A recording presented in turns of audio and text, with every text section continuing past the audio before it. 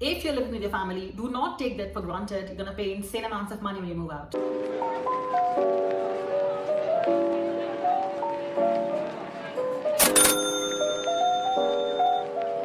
Hey guys, how have you all been? Welcome back to my channel. My name is Pulkit. If you're new here, hi. I make videos about books, productivity and lifestyle in general. So do subscribe. In today's video, I'm going to talk about how much money do I spend per month living in Hyderabad. Now, considering it's July already, a lot of people would be moving to this city, for their first ever job. A lot of you might also be moving because, you might have changed your job and you are moving to Hyderabad as a new city. You must be relocating here. So I thought it was a good idea to sort of make a video for all of you and sort of help you all understand and know what amount of money can you expect to spend per month if you're living in Hyderabad. Now, I have been living in Hyderabad for the past 1 year. I complete 1 year in July. So I understand a little bit in terms of how finances work here. So I think I'll be able to help you on that front. So let's get straight in the video. Now, first things first, for context, let me get it to you right away that the flat that I stay in right now is in vicinity to my workplace, which is in Mindspace. So for me, commuting is regular and I wanted my place to sort of be near from my office. And that's one reason why I'm telling that to you, because when you live in places which are near to the offices, it might be a little towards the expensive side. So I stay in a flat which is in this area called Madhapur, and my office is in Mindspace. So it's like 3 to 4 kilometers from here. So just putting it out there. Now let's talk about the first thing, which is of course rent. Now my flat that you see, it's a 3 BHK. Which is shared by 4 people. Now I got a room of my own. One more room is there, which is basically rented by a single person. And there's a master bedroom in our flat, which is basically shared by 2 people. So all in all, we have 4 folks who are sharing this 3 BHK flat. And this 3 BHK flat is unfurnished. So putting it out there, when we got it, this was unfurnished. And the rent that we pay, including maintenance for this particular flat, is 39,000. I'm going to talk about what my share comes to be towards the end of every month. So if I talk about just rent, my share comes to be about 11,000 for this particular room. And then we have 1,000 which is maintenance, which is my share. In addition to this, cooks over here charge exorbitantly. So we have a maid who comes, who does the cooking, cleaning and washroom cleaning once a week. And so the cook charges 9,000 per month. My share comes to be about 2,250 for that particular cook. And then for Wi-Fi, we took a one-time subscription of Airtel, which was for 3 or 6 months. So you can choose whichever one you want. So that was just a one-time expense, wherein again my share came to be about 750, 800-ish. So that was there, but that's not a recurring expense every month, but that will come every 3 or 6 months, basis whichever plan you choose. Because when we moved to this flat, this was an unfurnished apartment, so we had to rent a few things. For example, fridge and washing machines were the most important things that we had to rent. Now, fridge and washing machine is something that is rented by all of us together. So the total cost of the fridge and washing machine per month is about 1,600. Because it's shared by 4 people, so my share comes to be about 400 rupees for fridge and washing machine together. Now, in addition to this, the grocery cost about 8,000 per month. My share goes about 2,000 rupees. And electricity. Right now, the weather in Hyderabad is amazing and we don't have to use ACs as much. But I think before this, we were using ACs. March, April, May, it was too hot here, so we had to use ACs. So it depends. Electricity, if I'm using ACs and all of that, my share of electricity comes about 1,000, 1,200. And if I'm not using it, it can go down up to 300, 400 as well. But on an average, because I have an AC, so my electricity rent goes about 1,000, 1,200-ish per month. So this is the total amount of money that I have to spend every month on these things. Now, this is basic necessities. This is my recurring expense basically. Now, one thing I forgot to mention was that when you move to a new city and when you basically want to rent a flat, you have also to pay deposit. Now, luckily, we got this flat with the help of our friend who also lived in this particular building. So we did not have to pay any brokerage. However, over here in Hyderabad, generally you have to pay 2 months of deposit, which I feel is still better compared to what folks in Bangalore ask, because I've seen people over there asking for like 6 months and 7 months of deposit, which is absolutely crazy and bonkers in my opinion. Over here, we just had to pay like 2 months of deposit and one month of rent, of course.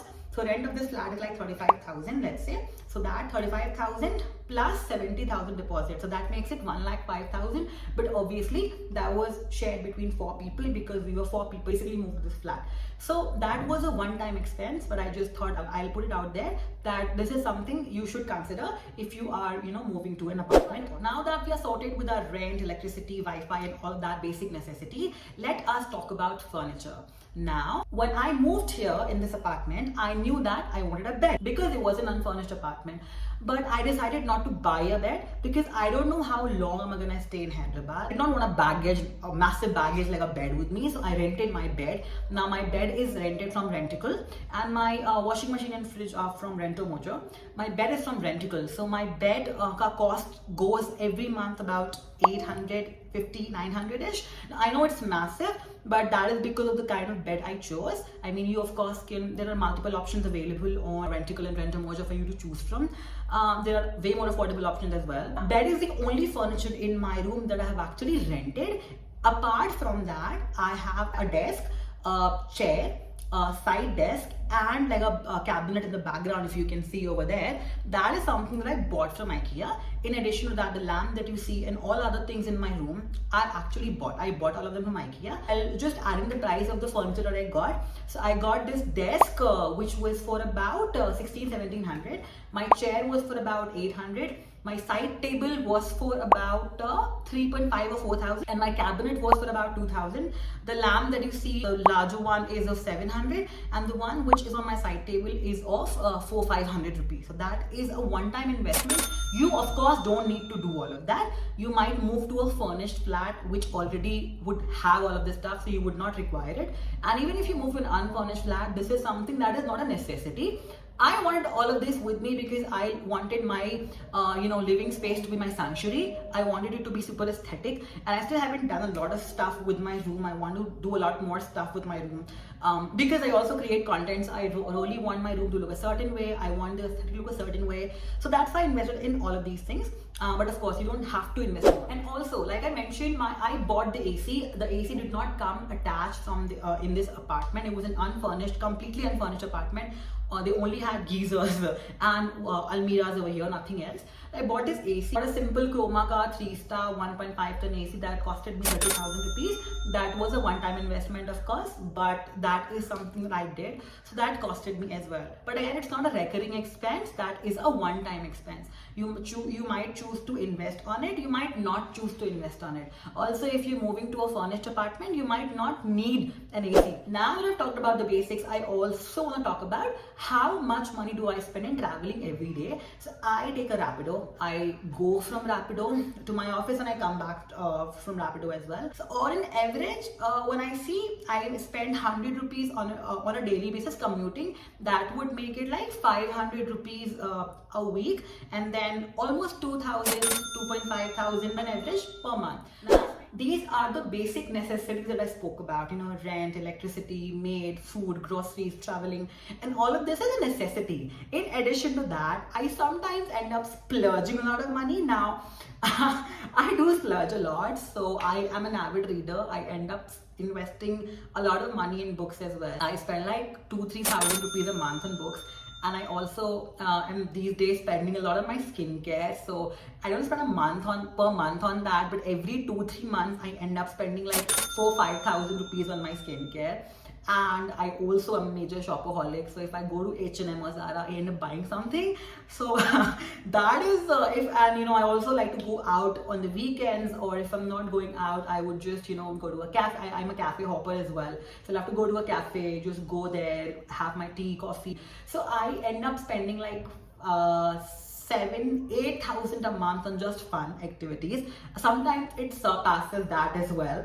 So I'm gonna put a budget of 10,000 that I spend on a monthly basis in fun activities, basically. So that fun includes everything: going out, eating out, buying books and all of that stuff. So that 10,000 rupees I spend on a monthly basis for fun. I don't want to reduce it, to be honest, because I love doing that. You're earning when you moved out of your hometown, when you're earning and living your life your own way, you deserve that treat, you deserve all that happiness. So I do that. I don't hold back from that. I don't think anybody should hold back from that.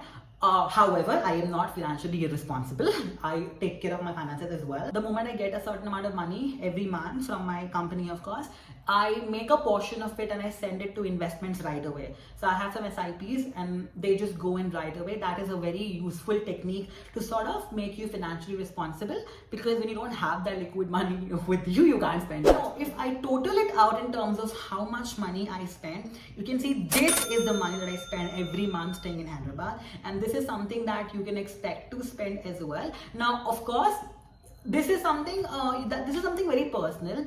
I live in Madhapur, where the rents are a little expensive. If you move thoda sa away from all these places, you might find affordable options as well. But for me, like I said, I wanted a place which was near to my workplace, so that's why I am living here and sort of paying a little more than usual. And yeah, that was all. That's how much money I spend over here. Let me know if you have any particular specific questions. I would love to answer them for you. And yeah, that was all for this particular video. I hope you like this one. Do like, share and subscribe, and I will see you in the next one. Till then, bye bye, take care and keep reading.